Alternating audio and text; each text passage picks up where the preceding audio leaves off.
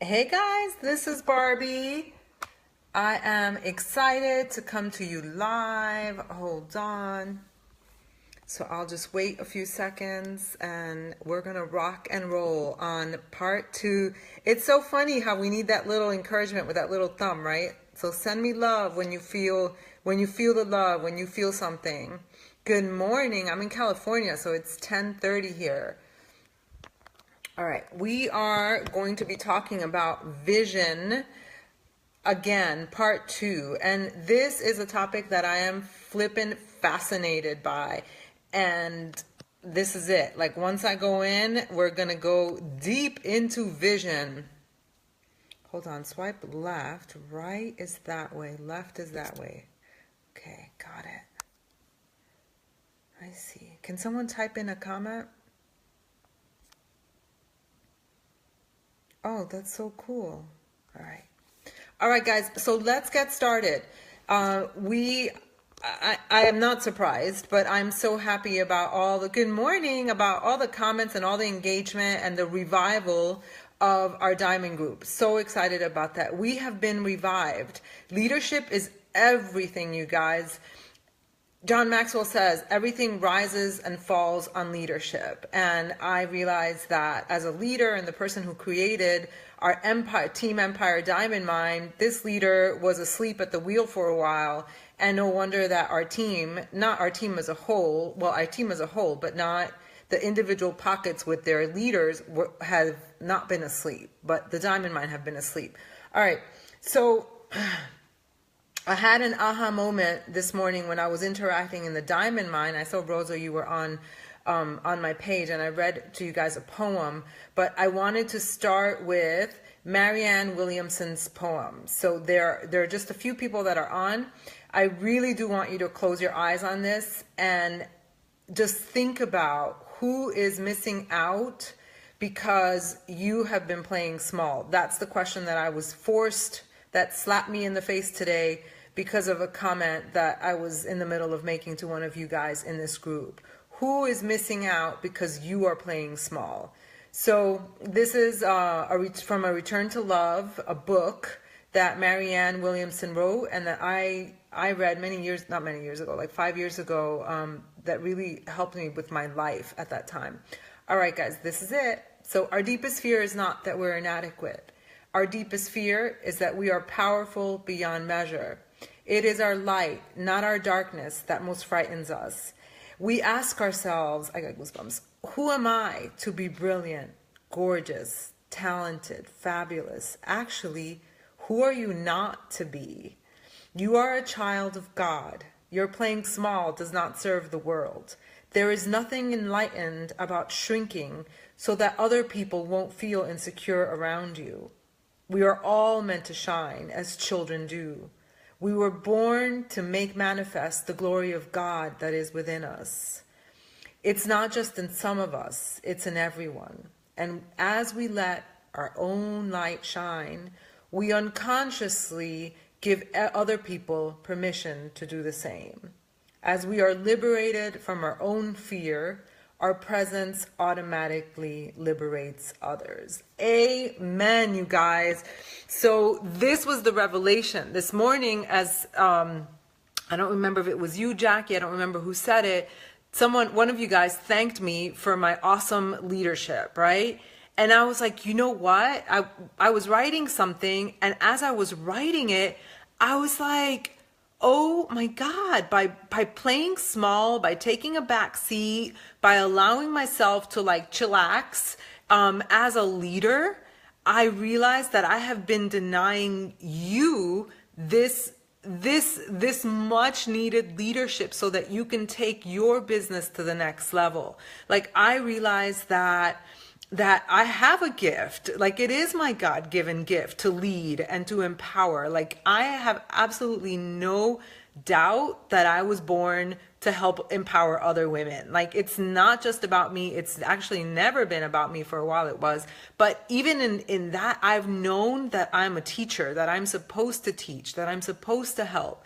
And because of my success, 10 years as a coach, I know that I have that position and that ability and that gift to empower other women and other men on our team.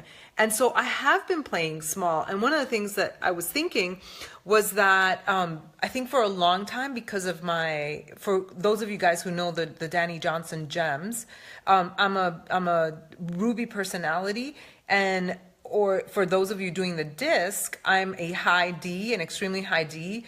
And one of our bad qualities is that we tend to be like a bull in a china shop, and we can sometimes like trample over people because we are so task oriented, and we want fast, quick, proven results, right? And I think that was a quality in myself that I didn't like.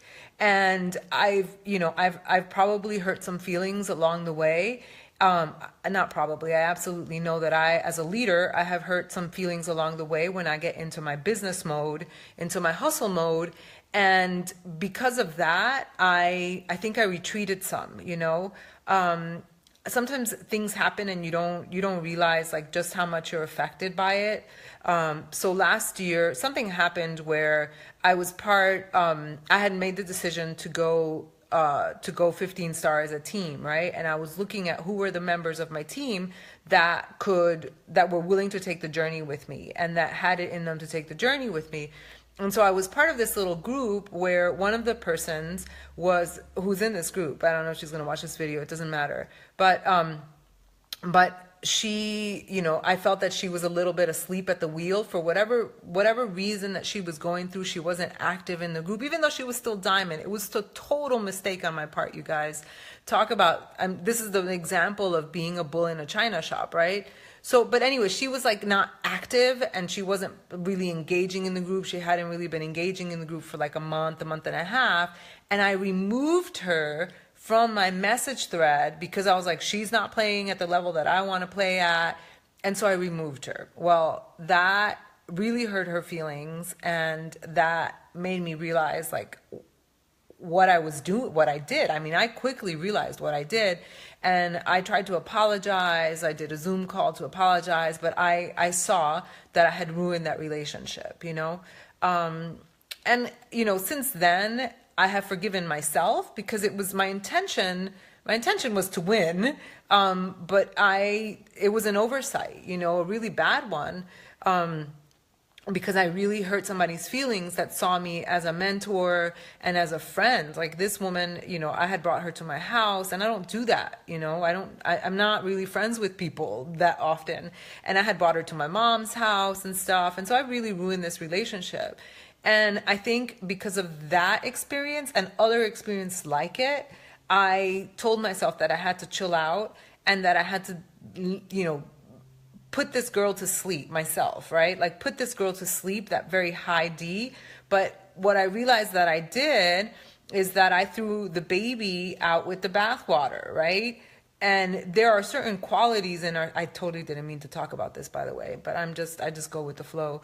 I realized that, there are certain qualities about ourselves that we might not like, but it's that very quality, that driven, forceful, bold, courageous person is freaking awesome, And so I've just learned now, that I need to be who I am, right? Because I realized when I went live the other day with talking about the vision that I was inspiring the leaders in our group, the people that want to freaking hustle, the people that are ready to do this thing because I have proven success, right? And this is who I am. Like, this is who I am, and it's by being who I am, the positive part of me, right? Not the ugly parts that we all have, and I embrace all that I am. And I can only promise myself that I will do better, and be more attentive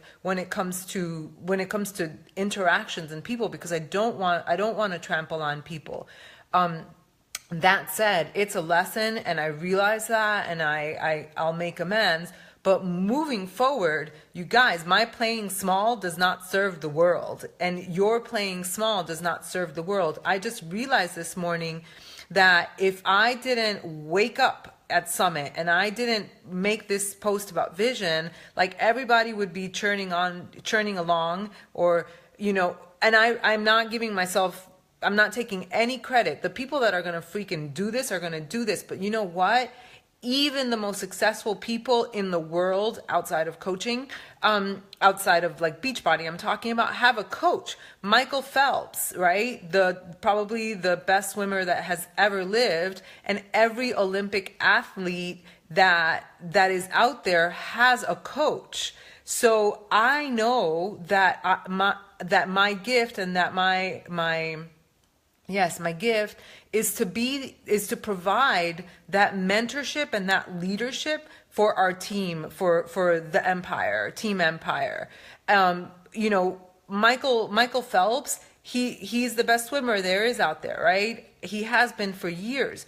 But why does he have a coach? Because the coach is able to see Michael Phelps through a different lens, through a different perspective that Michael Phelps can't see on his own. He has a different perspective, and because we all have blind spots. So I, as one of the leaders, or, you know, the founder of Team Empire, I have that perspective, and I would love to give you that perspective. Like, I wish that I had somebody that was watching over my shoulders, and that, listen, you guys, if you see something that I could be doing better, you know, or that you see me doing on social media, something that you're like, Barbie, if you did this, it would be more effective. I welcome it, because I don't have that. I hardly have that in my life. Like, people, you know, I have my success partners and my friends and stuff. Actually, right now, I don't have anyone that I'm partnering up with.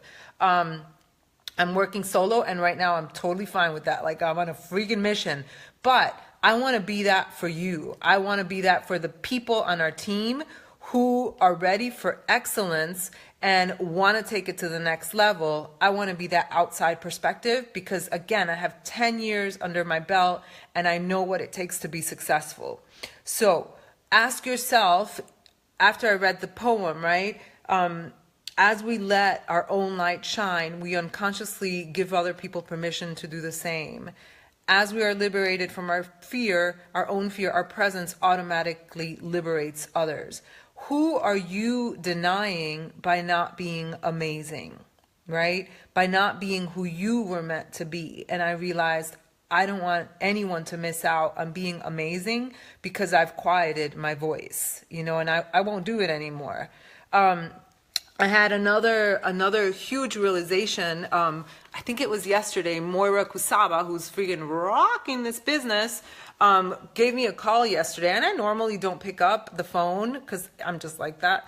But I saw that she was calling, and I picked up, and I was so happy that she called, because I had a realization. Okay, my realization was this. When I was going on live on Vision, I realized that the people that I was exciting, right, were the people that are freaking on fire, that are doing it, because our energy and our energy vibration, our level is the same. And I was like attracts like. I'm like, what have I been doing all this time? Like, asleep at the wheel, being a parked car. So I realized that all I have to do to attract the quality of leaders that I want to attract is just to be me. It's really just to be who the fuck I am, 100% naturally, and not hold back, because I'm freaking amazing. And I don't mean that like in a braggart way. I mean that like I recognize my own power. So like attracts like. I want to attract people like Moira. I want to attract the people that are ready to do this work. I want to attract people like Rosa, you know. And if I'm not mentioning you, it might be because you're not part of that group, or you might be, but that's not up to me to decide.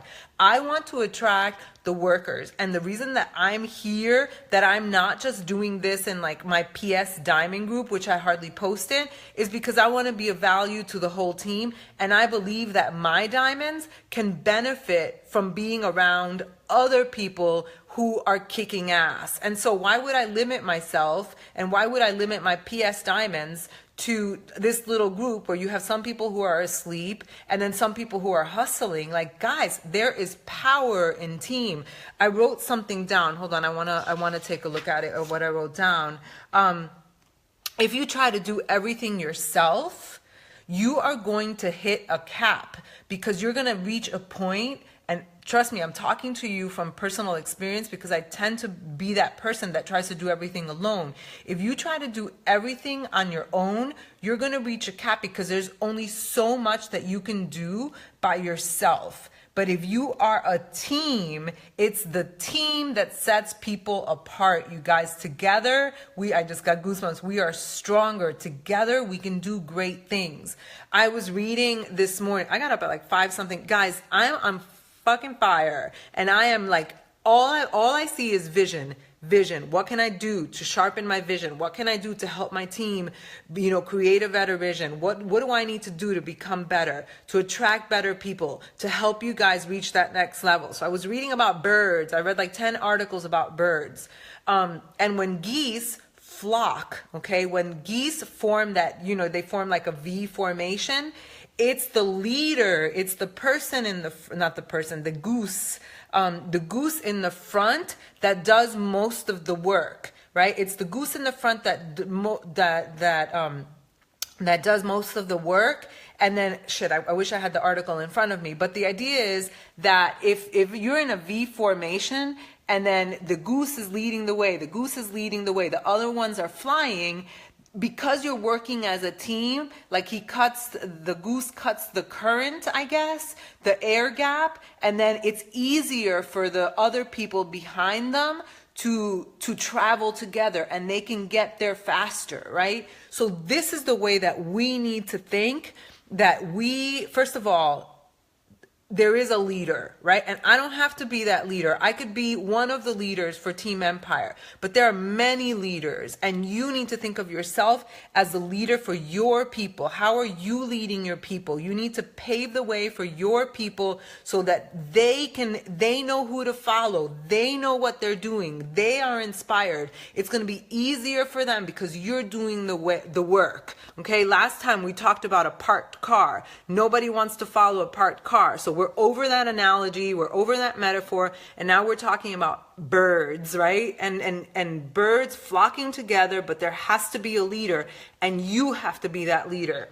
So one of the things that I was talking to Moira about, and I have so much respect for her, she's a businesswoman, she's a mom, wife, but one of the things that she said is, I want to be top 10 because I want to show my girls, my team, that, I did it, and now I'm going to show you how to do it. And I wasn't correcting her, but I said, I don't know about that. It's in the process of getting to top 10 that you are leading the way, that you are showing them what's possible. So it's not that it's like, think of the geese formation or the bird formation, right? The goose doesn't get to a destination and then tells the other geese, hey guys, come here. This is where I am. Because it's a little bit, and now I'm not talking about Moira. It's a little bit like, imagine, you're in the car, you get to your destination, or it's the goose, it gets to the destination and then tells the other geese, come on here, right?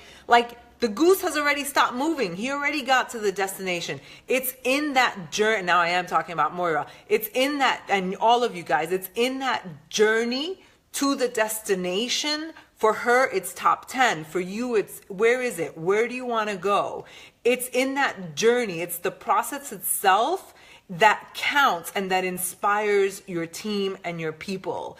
And so I realized, because I've been kind of parked for the past 1.5, 2 years, that I've been wanting my people to move, but I haven't been moving myself. So I've been that parked car that has been looking back and be like, come on, people, follow me. Well, that's not the way it happens. So if in Moira's case, I'm like, girl, like, take your team with you. And she's doing that, right? But I just asked her for like a shift in perspective of like, you guys are doing it together. Like, don't think I need to get there so that I'm going to help them get there. No, it's in this process that you are helping your team get there. So this leads me to talk about your dream team.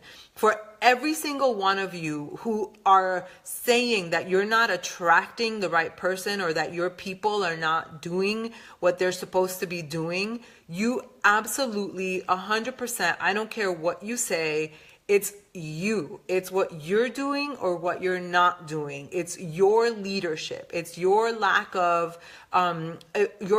producing that, of your lack of results that is causing the people around you to be the way they are. So either you don't have the people on your team that you need to have on your team, and so you better get to freaking work, or you're not being transparent. You're not letting them see your process. And so so many of you, this is something that I was discussing with Moira, so many of you have been so, one of the things you guys always say is that I don't know how to lead. I don't know how to lead. I don't know how to lead a team. I don't know what to do. Guys, leadership is simply freaking, first of all, it does take courage, right? Courage is not the absence of fear. It's having the fear and doing it anyway. And then secondly, I forgot what I was going to say. It's leadership is simply doing the work and being transparent. That's what leadership is. So whatever it is that you're doing, you're letting your team see what you're doing. If you're inviting people, show them that you're inviting people. If you are, if you're having conversations, show them your conversations. That's leadership, you guys. I messaged one of you guys, I think it was Tony, who wrote to me privately, and I said, guys, you can take, or I said, Tony, you can take the coach basics and the back office, and if you put your heart and soul into it, if you take what you have right there and you just give it to your coaches, but give it from you, and invest your heart and soul, and you're really doing the work of recruiting or sponsoring 4 to 5 coaches, you're going to find your people, you guys. You don't need to develop these complicated systems. Like if you do your research, I mean, Melanie Mitro said this on stage at the opening ceremony, or the opening workshop, whatever it was called, that, if you don't know how to do something, all you have to do is like look on YouTube. Like it's there. You can find any new coach training, but the magic is not the new coach training that Melanie has done, or that this top coach has done, or that top coach has done. The magic, it's all basic, guys. I've said this before, or I don't know if I said it, but I'll say it now. Guys, we're not talking about like nuclear physics. We're not talking about stem cell research. We are talking about connecting with people, inviting people. This is not hard stuff, you guys. This is easy stuff about caring for people, caring about people, sharing with them what it is that we're doing, our passion for fitness, for our business, our passion for empowering others. That's all we're doing. We're not doing hard stuff. And so that's what you need to do to lead and to inspire your team. You do it by leading by example. All right. So the last point that I wanted to make in this little vision series is the other day I was talking about vision, and this part I'm not 100% convinced about yet, but this is where I'm going with it. This is what I'm understanding, that there are stages of vision and leadership. Okay. So last time, and I'm talking to you as leaders, I realized that in doing my research and listening to a lot of videos just outside of Beachbody, I realized that before you can really help other people, we know this, right? You need to put the oxygen mask on yourself. And so I think that there are 2 stages of leadership, right? Or 2 stages of vision. First, it's my vision. Hold on a second. First, it's my vision, right? My vision. And we can help our new coaches talk about, I am convinced about this actually. We can help our new coaches discover their vision, what it is that they want for themselves, right? How do they want their lives to change? If you haven't done this for yourself, you need to start with you, right? You can't just be like, I want to be diamond, because diamond doesn't mean shit, right? Or I want to be a 5-star diamond. Well, what exactly does that mean? Like, what is it that you want to actually produce in your life? What do you want in your life. So you start with your own vision. If you don't know how to create a vision, we're going to be working on that all month long, next month as well. But you can Google it. You can YouTube how to create a vision. Do a Google search, because there are going to be exercises on creating a Google search. One of the things that I decided to do this morning was to do a vision challenge group. So I'm going to have my challengers doing their fitness program, their Shakeology or their performance line. And I'm going to come up with a syllabus on how to create a vision, and the end result will be a vision board. And so in doing that, I'm going to be grooming people to become coaches, right? And so that will be fun. And I'm going to let some of my new coaches in, so that I'm also helping them by modeling, but I'm also helping them by getting them to see what it is that their vision is, what they want for themselves. Okay. So that is phase 1 of vision. Phase 2 then extends to what I want. Well, it's 3 phases, but like, who are we? That is the second vision. This first part of the vision asks, who am I, right? Who am I and what do I want for myself? You can't think about other people when your needs haven't been met. And that's one of the things that I realized as so many years. I was telling my husband this, and I was like crying. Like, no one had my back, you guys. Growing up, no one had my back. My brother was sick. My mom, obviously my mom fed me and stuff, and loved me. But I really felt like nobody, I was very smart as a kid, and I did, I only got straight A's, but I never, like, my mom never looked at my report card. My mom was probably proud. I know that, but she was never like, wow, you're so smart. You're so this, you're so that. And so, even when I was achieving at high levels for a kid up until forever, I was never told, you're doing great, you're doing great, you're doing great. And so I had to be my own advocate. I had to be all about myself.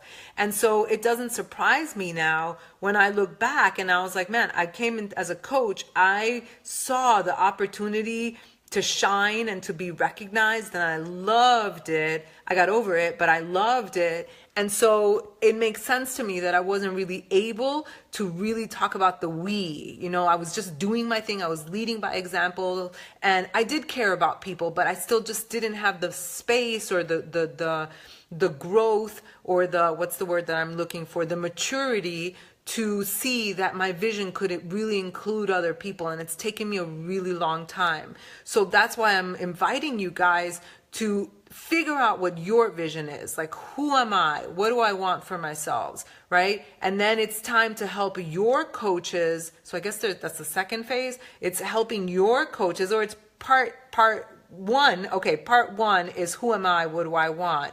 Right? That's part 1A, and part 1B is helping your coaches decide and figure out what it is that they want for themselves, right? And then the second part is, who are we? Who are we as a team? And, I'm doing this for our team. I'm doing this for Team Empire. Who are we? What do I want us to represent, And this is for my coaches, and it's also for my prospects. Like, what message am I putting out there? What is my vision for the people that are out there that are not on my team yet? And that has to be the second level of leadership for you. That has to be, I started off saying this 5 minutes ago that I wasn't sure about this, but I'm sure.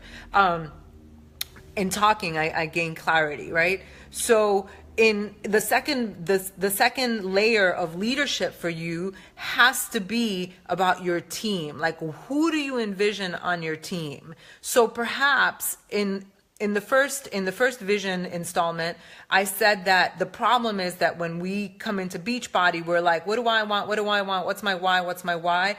And I take that back. I think it's necessary to do that. But I think the next step is this. What do I want for my team? Who do I envision myself with? And when I close my eyes, you guys, I realize I don't want every Tom, Dick, and Harry on my team. And I don't want to personally sponsor people who are that are not driven, that are not motivated, that are not positive, that don't believe that they can overcome any obstacles and that they can transcend their limitations. Like, that's not the people that I want. I don't want people who are asleep at the wheel. I don't want people who are going to quit. And of course that's going to happen. You're going to have quitters. I was listening to something this morning. I've done a lot of listening, and it's only 10 o'clock here, 11. But there are people who are what is it called? The people, just basically the people who love personal development, and they will learn and learn and learn and learn and learn and learn, but they never apply. Like, my personality, the high D, with the disc, is that I am results oriented. Like, I just take something and I go. I take something and I go. And that's who I want on my team. When I close my eyes, I see kick-ass smart women who are ready to mastermind, who want to make a difference in their own lives, who don't settle, who don't settle for less, who will be like, okay, these are my circumstances, but I'm not going to stay there. Like, I've been like that as a kid, you guys. Like, I was a little child, a little Barbie, 6, 7 years old, living in a 1-bedroom apartment on public assistance. And I was like, I need to get the fuck out of here. Like, I need out. I would have recurring dreams. I'm not kidding. Like, a recurring dream all the time of having a second room. And every time I would wake up and realize, like, oh, there is no second room. Like, this is it. But I was a girl on a mission. And I remember, unfortunately, childhood feeling very long, because I'm like, I can't wait to get out. And that's the kind of women that I want to attract on my team. The woman that might not be where she is. I'm not looking for myself, right? But I'm looking for that woman who might not be where she is, but she knows that she can get out of there. For too long, I was trying to motivate the unmotivated. I was trying to inspire people and motivate them to become someone like me. But I don't want that anymore. I realized that, like, I'm only looking for people that are like me, in the sense that they are like this. I will not accept the status quo. I will not accept this limitation. I'm going to get what I want. Fulfillment is the only option. And so that's my vision for our team. And so help yourself figure out what it is that you want for the we. And the we is your team, the people in your group, the people that you want to attract. All right. So that's all I have to say to you guys today. Just to recap, Marianne Williamson, who is missing out because you're playing small, who gets denied by your lack of leadership. And attracting the dream team, it begins with you. If your team is not where you want it to be going, it's you guys. It's not other people. And then we discussed Moira, and the top 10 discussion. As you go up, you're going to attract. It's in the hustle, it's in the drive and the way to the top that you attract people, because leaders want to be around leaders. They don't want to be around parked cars. And then the final point that we talked about is my vision for my team and for future coaches, right? So vision for myself, and you're going to help your customers and your coaches figure that out. And then the next step of leadership is the vision for my team and for the people that I want to attract. Have an awesome day, you guys. Let's get to work. Don't get lost in learning. It's time to freaking invite and just start attracting those people. All right. Love you guys. Really, really do. Bye.